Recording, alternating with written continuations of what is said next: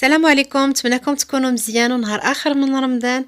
غنقدموا شهيوات في هذا الفيديو اللي ممكن ينفعوكم، وضروري انكم تجربوا حاجه فيهم.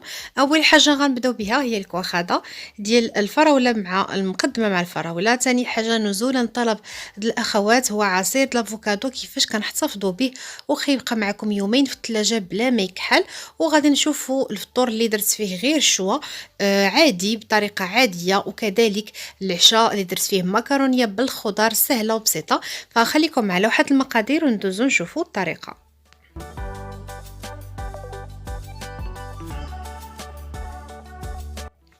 على بركه الله، في كاسرول كنوضع فيها نص لتر الحليب، 2 معالق ديال السكر. هنا السكر ممكن تزيدوا ممكن تنقصوا.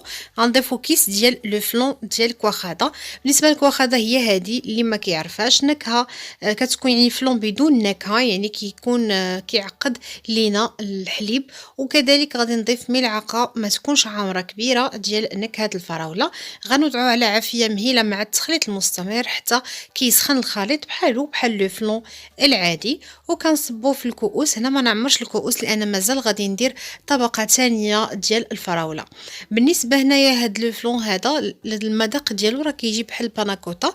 بالنسبه للاخوات اللي كيسولوا، راه ممكن تخدموه بلا كريم والحليب، ممكن تخدموه غير بالحليب، كيبقى لكم الاختيار. ممكن تخدموه باي نكهه بغيتوه. بالنسبه للطبقه الثانيه كنوضع فيها الفريز يعني الفراوله اللي نقطعها قطع صغيره، وكنضيف ليها كميه من السكر كتبقى على حسب الرغبه. انا درت 4 ديال المعالق كبارين ديال السكر.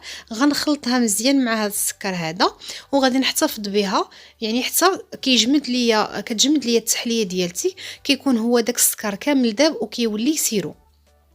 ندوزو دابا بالنسبه للعصير، طريقه كيفاش انه ما تيكحلش معايا. يعني ممكن تخدموا باي حاجه بغيتو، ماشي ضروري لافوكا. انا فقط باش نوريكم الطريقه، هو انه من بعد ما كنقطع كاع الفواكه اللي عندي كندوز عليهم الحامض بحال هكا، كنحاول نعصر عليهم الحامض وكندوزو بهذه الطريقه بحال هكا. فكونوا على يقين انه نهائيا ما غاديش يتاكسد معكم، يعني ما غاديش يكحل.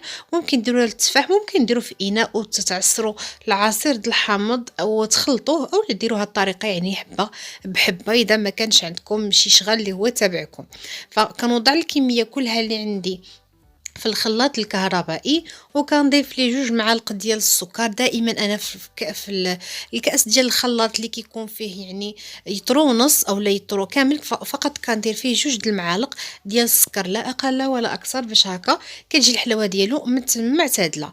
من بعد ما كنخلط مزيان حتى كيندمج، ما كنضيفش الكميه كلها ديال الحليب في الاول، كندير غير الكميه اللي غادي تطحن ليا.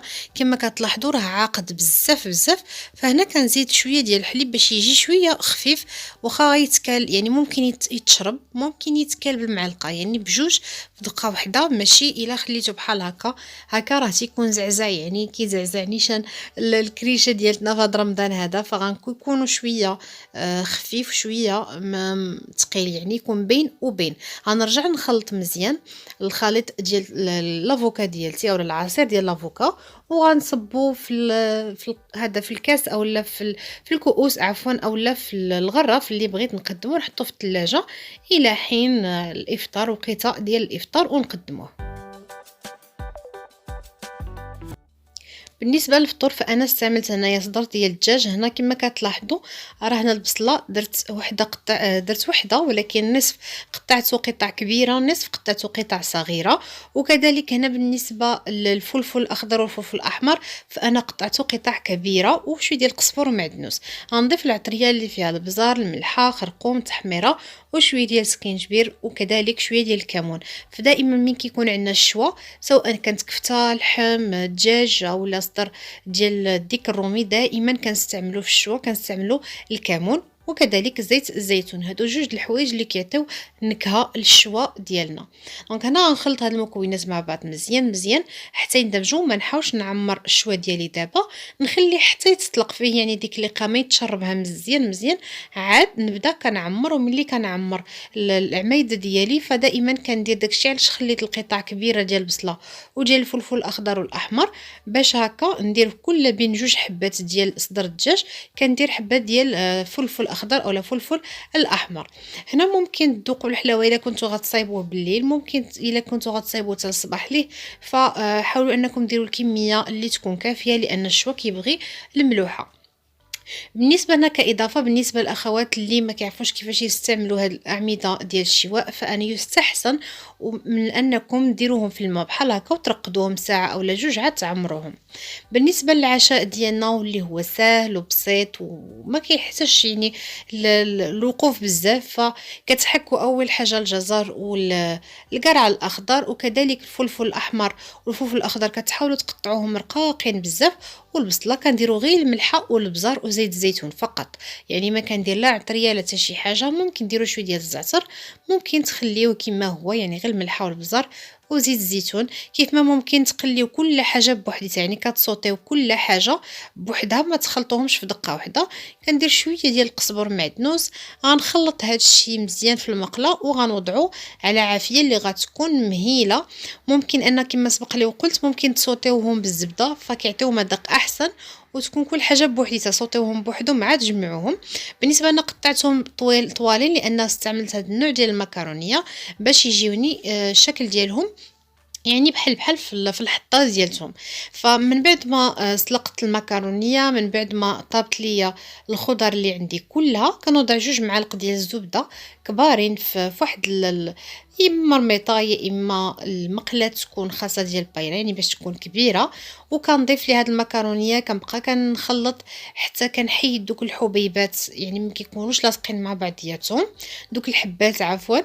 فمن بعد ما تنفكهم يعني كنحاول نفكهم. هنا ما غسلتش المكرونيه، خليتها كما هي كما سلقتها في الماء مملح مع شويه البزار وشويه زيت زيتون وضعتها مباشره من بعد ما استقطرات.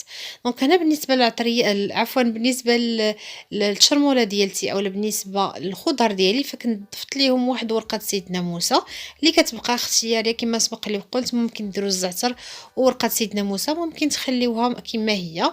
غنخلط هاد المكونات مزيان مزيان وها هو العشاء ديالي واجد.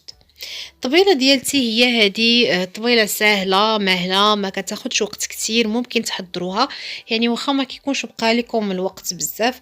فبصراحه انا دائما كنشارك معكم الطبيله ديالي يعني شنو كندير بدون زواق بدون حتى شي حاجه. نتمنى انكم تدعموا القناه وما تنسوش انكم تخليوا لايك للفيديو اذا عجبتكم وتشاركوها مع اصحابكم مع احبابكم باش تعمل الفائده على الجميع. ممكن تستافدوا باي حاجه حطيتها، تكون بعض المرات حاجه بسيطه لكن كتكون عندها افاده. فنخليكم الراحه ونتمنى نتلاقاو ان شاء الله في فيديو اخر ان شاء الله.